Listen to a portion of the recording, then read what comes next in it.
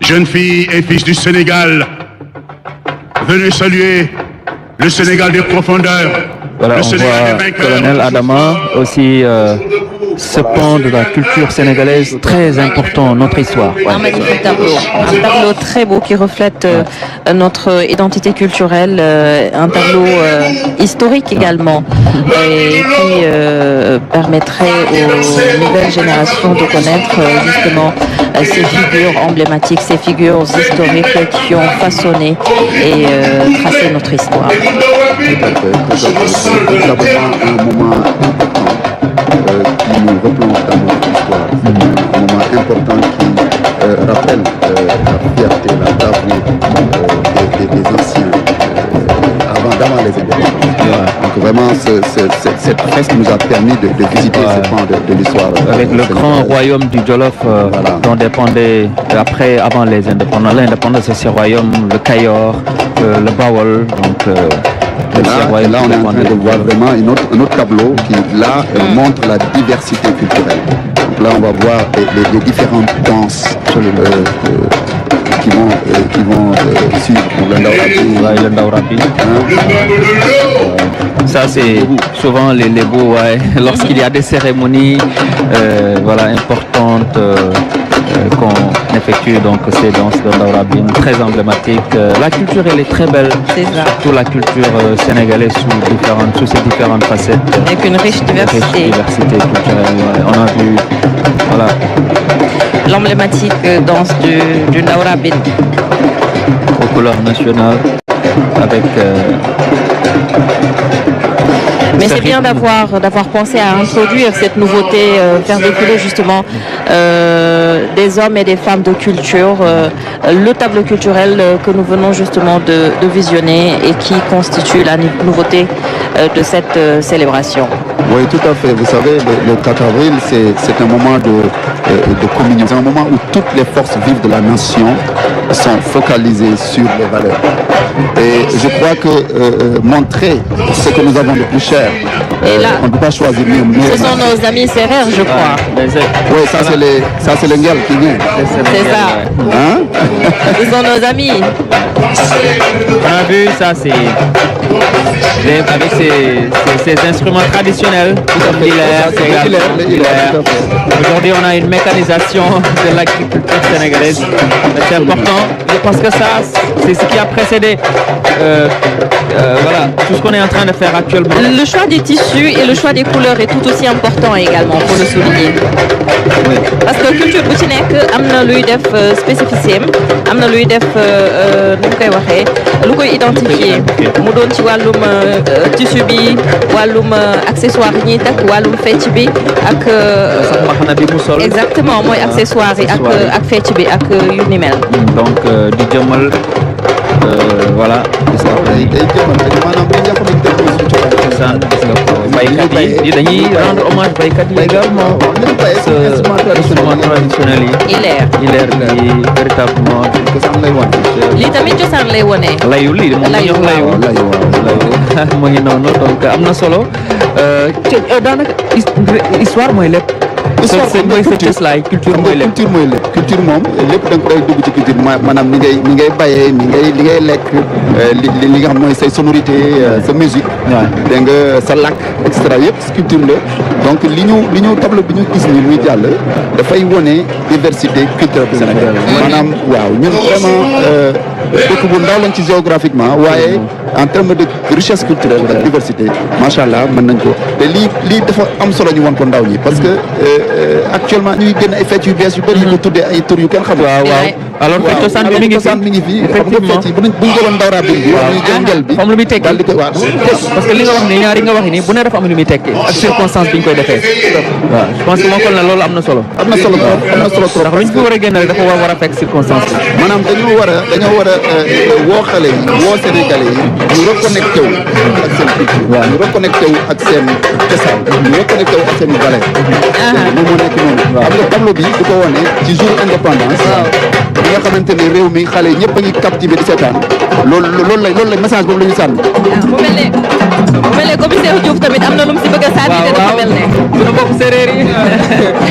lii à la suite du colonel li mu wax c'est important parce que comme disait le président Senghor, la culture est au début à la fin du développement. Et tey jii par devoir de mémoire et de reconnaissance gis nañ ñi fi jàll ñëpp mu nekkoon ay figure emblématique de l'histoire du Sénégal et puis véritablement comme il a dit la diversité culturelle mu nekk lu am solo ñuy soxla ay repères di soxla véritablement ay figures yi nga xam ne dañuy jël ci ñoom ay modèles tey jii ci jeunesse bi comme ni nga ko waxee ñu toll ci moment yoo xam ne des fois day am ay crise de valeur véritablement mu am ay fecc ay façon de parler bi ci ni ñuy waxee ni ñuy doxee ni ñuy solo ci ñi nga xamante ni reflété wul suñu Sénégal donc tey jii dafay am solo tey lu mel ni fête de l'indépendance ñu génnewaat li ni mel wan ko ndaw yi ñu wan ne véritablement Sénégal am na lii et puis ñi mat nañu modèle ñi nga xam ne buñ ci jaaree ci li nga xam ne bëgg nañ ko muy vers la souveraineté véritablement mën nañ ci yegg. am na solo comme ni ko waxee le président Senghor waxee woon la culture elle est au début et à la fin de tout processus de tout développement donc baax nañu ñu dellu si repères yooyu. Tout à fait. La culture c'est ce qu'on a de plus cher même li ñuy wax souveraineté industrie développement loolu yëpp base bi mooy sa fierté nationale base bi mooy nga xam yaay kan sa identité foo jógee dégg nga base boobu moo la mën a permettre yow nga mën a vraiment projeté wu dans l'avenir di am yu mel ni ay industrie défense wala di bëgg a def Sénégal horizon 2050 tant que amuñu valeurs yooyu nga xamante ne moom la suñu maam yi doon porté ñu xam suñu bopp xam fu ñu jógee xam suñu identité day jafe ñu projeté wu dans l'avenir. mais sànq dañu gis sax bi nga xam ne mooy les terroirs les royaumes yi doon jàll royaume bu ci nekk am na particularité am na singularité am na ay valeurs yoo xam ne moom lay promouvoir également loolu comme commissaire Diouf sànq wax na ko je pense qu'il faut que ñu dem ressourcer jiwaat que ce soit la jeunesse nga xam ne mooy l'avenir d'un pays li moom mooy lu am solo la parce que daanaka gisatuñ ko si bu gaynde ñu ngi koy gis nag ci yenn banlieue yi ci yenn yi ci biir réew mi dañ koy def waaye effectivement bëreetul comme mu daan amee si ay temps daal c'est ça waaw lii nekk na lu rafet wax dëgg yàlla waaw suñu mbokk waa Casamance yi nga xam ne ñoom it macha allah bu dox Casamance wax culture fa la culture véritablement fekk baax wax dëgg yàlla gis nga ko mu ngoog ñii moom di profité di nuyuwaale suñu mbokk waa Ale Casa yi nga xam ne ambiance bi buñ ko déggee rek. waaw ñii di ñëw nag c'est important. waaw on va voir les rollers là rollers yi di ñëw nii. waaw rollers yi gis nga boo xoolee ku ci nekk da nga takk raaya benn réew. Afrique waaw donc vraiment c'est un clin d'œil. waaw à l'unité africaine. ay Zambie Gambie réew Afrique yëpp ñu ngi fi. ñu ngi la représenté fii ci rollers yi. ça c'est l'unité africaine. l'unité africaine c'est le panafricanisme. fi mu toll nii dañu tànn un clin d'œil parce que aussi identité culturelle du rek sa réew yow kese. Uganda sax Uganda ak variété Uganda am nañu weex.